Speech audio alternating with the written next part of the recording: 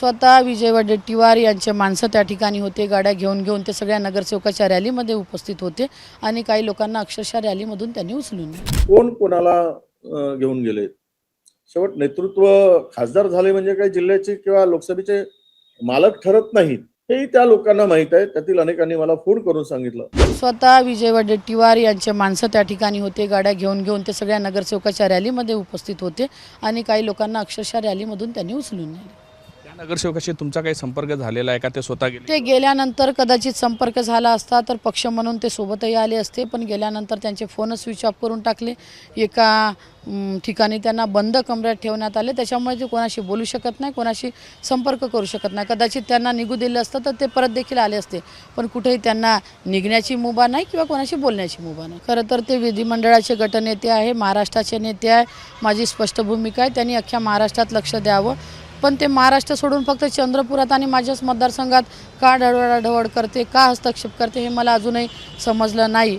पण एवढ्या मोठ्या नेत्यांनी अशा खालच्या स्तरावरचं राजकारण करणं हे चुकीचं आहे. एवढ्या खालच्या स्तरावर जाऊन असं नगरसेवक उचलून देणं हे खरं तर योग्य नाही. पण अजूनही काही बिघडलं नाही. अजूनही पक्षाचा गट फॉर्म व्हायचा. ज्या नगरसेवकांना त्यांनी नेलं ते नगरसेवक पक्षावरती लढले. पक्षाचा गट फॉर्म होईल तेव्हा त्यांनी यावं आणि पक्षात सामील व्हावं. काही प्रकार असे आहे की जे मी मीडियाच्या समोर बोलू शकत नाही, पण शेवटी माणूस हा कुठं ना कुठं विकला जातो. असे चुकीचे प्रकार देखील या ठिकाणी करण्यात आले आणि त्या प्रकारामुळेच काही नगरसेवक त्यांच्यासोबत गेले. असलेले जुने जाणते कार्यकर्ते, ज्यांनी पक्ष सांभाळले गेले अनेक वर्ष, ज्यांच्या भरोश्यावर पक्ष वाढतो आहे आणि शिल्लक आहे, अशा लोकांना बाजूला सारून पक्ष पुढे जाईल का, हा खरा प्रश्न आहे. आणि या सगळ्यांसाठी गेली 20 वर्ष पक्षाची स्थिती कमकुवत असताना भक्कमपणे पक्षाला मजबूत करण्याचं काम त्या ठिकाणी मी केलेलं आहे. हे महाराष्ट्रातील आणि जिल्ह्यातील सर्व जनतेला ठाऊक आहे. अलीकडे झालेल्या नगर परिषदेमध्ये मी जीव ओतून काम केलं. नगण्य असा सहभाग खासदारांचा त्या ठिकाणी होता. म्हणजे तिथल्या आमदार खासदारांना माहित आहे, आपल्या जनतेला माहित आहे. त्यामुळे त्यानंतर जे काय नगराध्यक्ष झाले, उपनगराध्यक्ष झाले, हे सर्व त्यावेळेस आलं तर आम्ही विचार विनिमय करून मी जरी मेहनत केली असली तरी हे केलं. याही निवडणुकीमध्ये जवळपास 55-60 जागेपर्यंत आमच्या दोघांच्या सह्यांनंतरच एबी फॉर्म वितरित झाला. त्यांनी सही केली, माझी सही झाली आणि प्रदेशाध्यक्षांचा आदेश होता की जिल्ह्यातील दोनही नेत्यांच्या संमतीनेच उमेदवारींचं वाटप झालं पाहिजे. आणि जवळपास 60 जागेवर दोघांनी सही करून आम्ही उमेदवार ठरवले. 6 जागेमध्ये ज्यावेळेस प्रश्न आला त्यावेळेस वसंतराव पुरकेजी त्यांच्याकडे गेलेत आणि त्यांनी फार तांडव करून माझ्या जवळच्या जे शिवानीताई बरोबर लोकसभेच्या उमेदवारीसाठी गेले, त्यांच्या तिकिटासाठी त्यांनी प्रचंड आग्रह धरला, त्यांचे तिकीट कापायसाठी, आणि ते सक्सेस झाले. मी फार उगीच भांडण पक्षातला काहीतरी वाढवू नये म्हणून मी शांत राहिलो आणि त्यातील 2 लोक निवडून आले आणि त्यामुळेही प्रचंड नुकसान पक्षाचं त्या ठिकाणी झालं. आणि मला वाटतं की मला वाटतं कुठलंही भांडण नाही, त्यांचा गैरसमज आहे.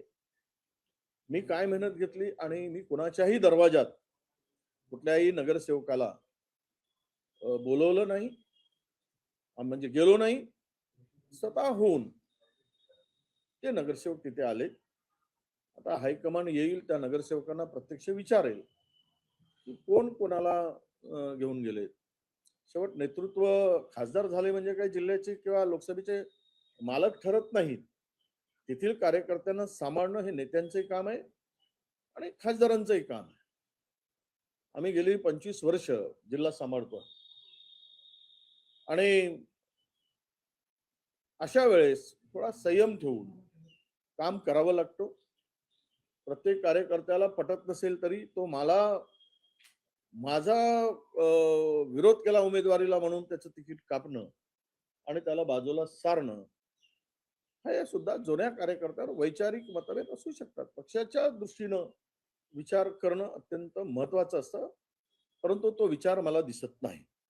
तर जुना इतिहास जर मी काढायला गेलो तर कारण मीच आणलंय त्यांना, बाळू धानोरकरजींना पक्षामध्ये प्रवेश करण्यासाठी सुरुवात मीच केली आणि प्रवेश झाला.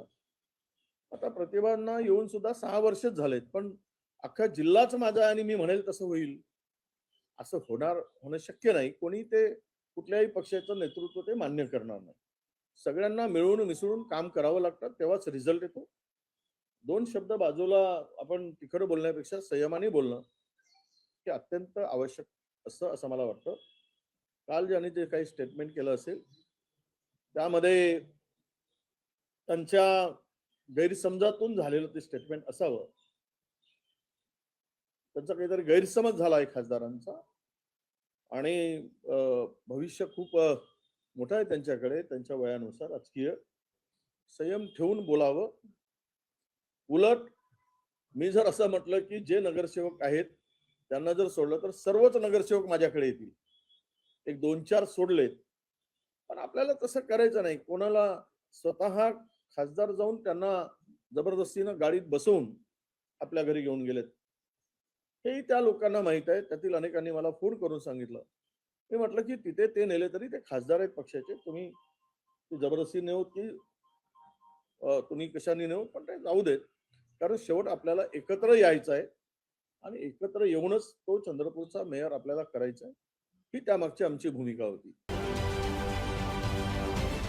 महाराष्ट्रातील सर्व बातम्यांचे विश्वासार्ह व्यासपीठ सकाळच्या सर्व सोशल मीडिया प्लॅटफॉर्मला लाईक, फॉलो आणि सबस्क्राईब करा. तसंच सर्व नोटिफिकेशनसाठी बेल आयकॉन प्रेस करायला विसरू नका.